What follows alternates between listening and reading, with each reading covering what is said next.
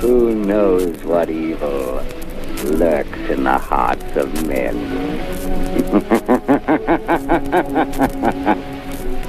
The shadow knows.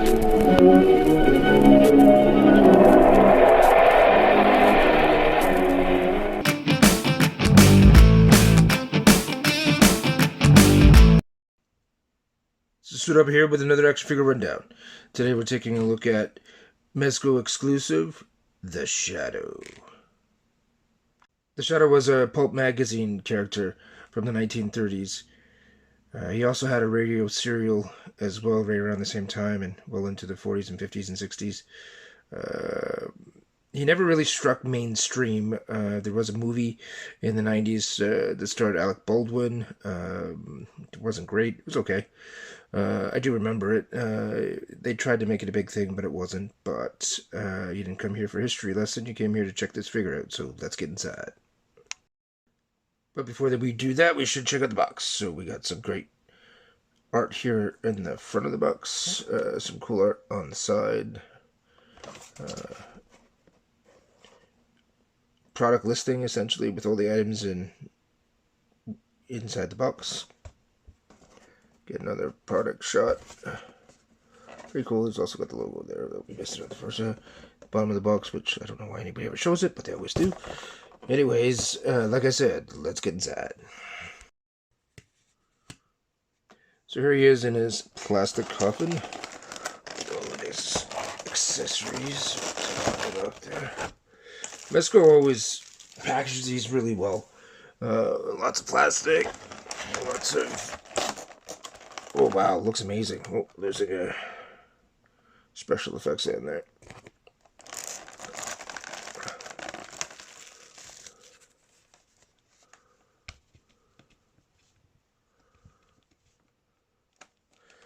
And then there's his computer.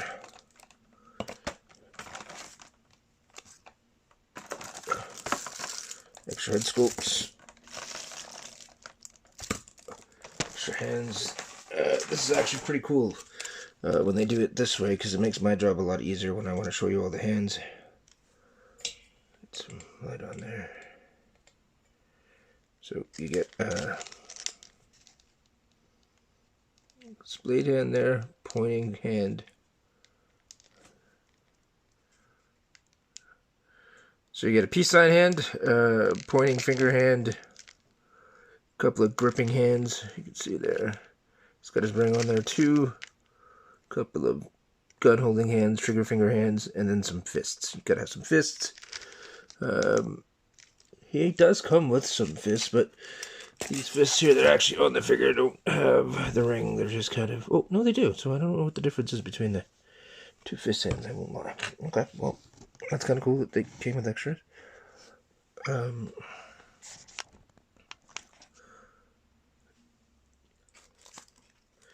So he does come with extra holsters for the sidearms. Comes with this cool communication radio with keyboard / telephone. Would have been state of the art for 1930.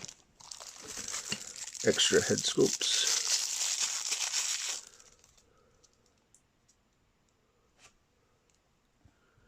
This is his grinning face sculpt. Which, because he's the shadow, is catching the shadow of the brim of the hat.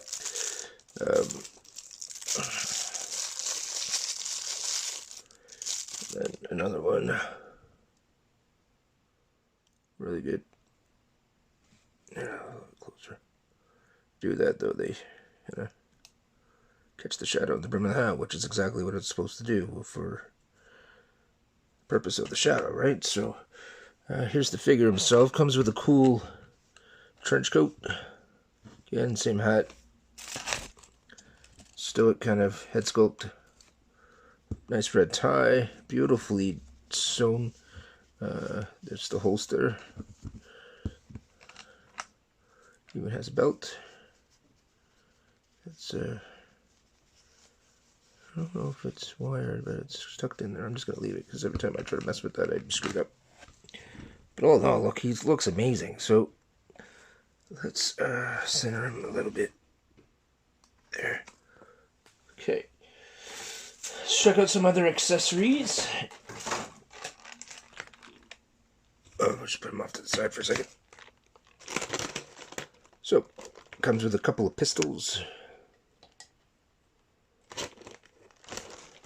So we got dual pistols, extra ammo, bullet effects,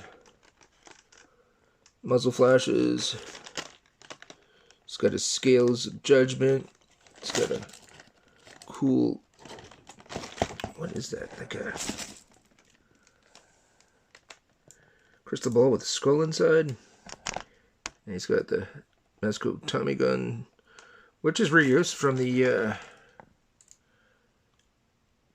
Two-Face one, but that's okay. Well, if it ain't broke, don't fix it. So lots of cool accessories. It also comes with the coat and scarf.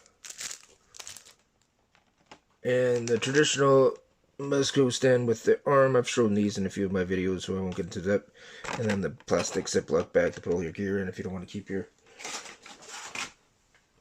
box, which I always do. And finally, we'll take a look at this cool blast effect, which is cool. It's what he uses to blind his enemies.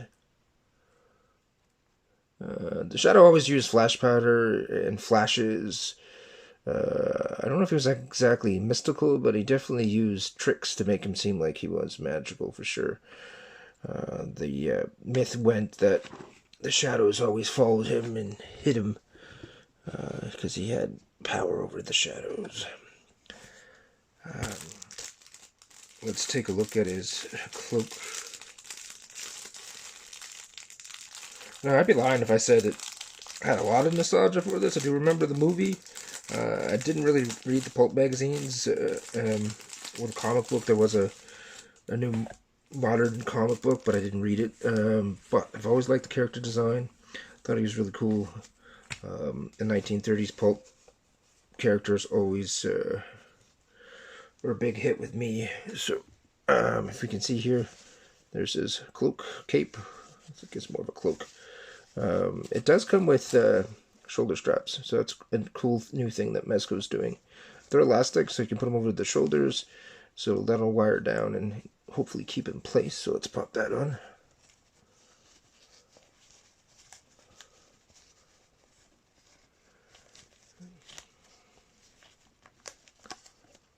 Make sure I don't rip it off or anything.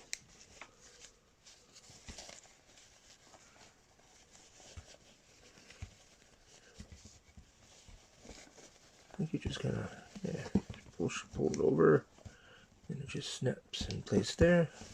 Oh, wow, yeah, that looks cool. It's wired in the front and in the bottom. Right. And then if we take his head off, I should get the suit underneath the cloak. There we go. Stay. And then we put on his scarf.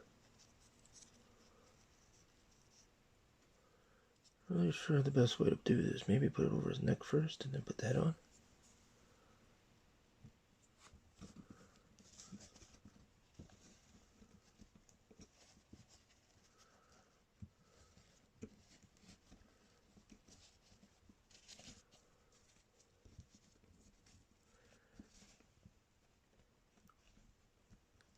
And then, yeah, that's what you want to do.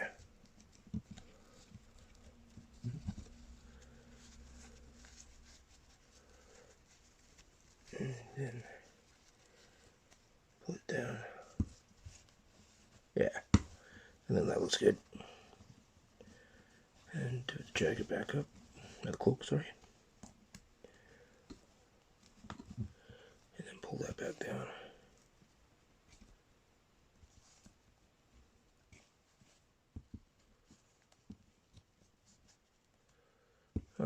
Claw seems to have a bit of stretch to it. And then he comes with the scarf. I'll take a look at here. It's got a bendy bar, which is nice.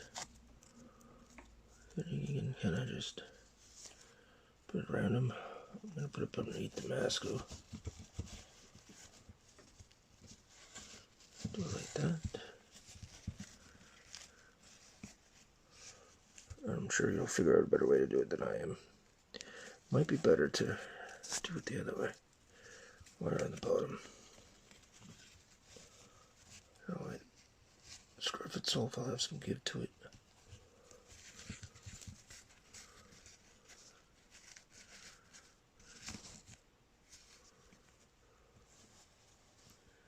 Yeah, that seems better.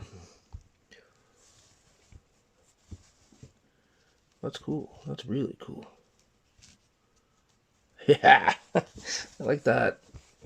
That's pretty awesome. Yeah, they did well on that. You can have him so he's got his cape out. Wow, yeah, no, that's cool. That is really cool. So now let's do a size comparison. So here we have Prune Face, which is a sign that Mezco is diving deep into the 1930s radio serial characters / pulp magazine characters. Prune Face being from Dick Tracy. Dick Tracy and Flat Top are supposed to come out later this year, so that's pretty cool. We got him here with Two-Face, another Tommy Gunn wielding character. That this is the Silver Age version, so kind of grows in line with that theme. So I thought he'd be a good comparison. We'll also use Mafex Spider-Man, depending on how you want to see it. So it's quite a bit taller than him. All right, so then also we'll throw him against another Mezco, one of my favorites. This is the, again, Silver Age Batman. So he's a bit taller than the Batman there. What else do we got there we can throw in there? We got the Triceraton here from the Mirage Studios Turtles. We also have Sabretooth. Now I got him crouched down a little bit, but it's a pretty good size comparison. It's also compared to a Valiverse Night of Steel Brigade. And then finally we'll confirm to Renew Your Vows Spider-Man.